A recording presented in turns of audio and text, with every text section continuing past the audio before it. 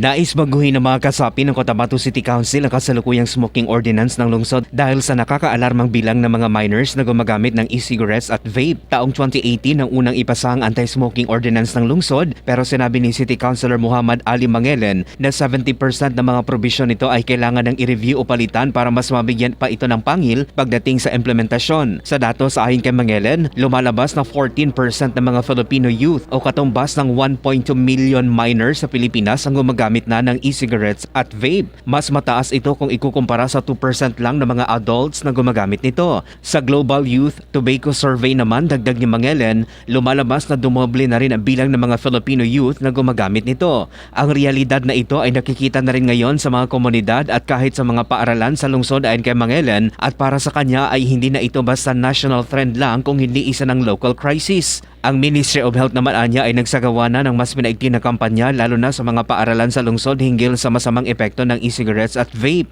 Kaya, sa sesyon kahapon ay inendorso ni Mangelen ang 2025 Comprehensive Smoke and Vape Free Ordinance na naaayon sa mga panibagong pamantayan mula sa national laws para tugunan ang nakakabahalang e-cigarette at vape usage ng mga minors sa lungsod. Mark Anthony Taico, NDBC Bida Balita.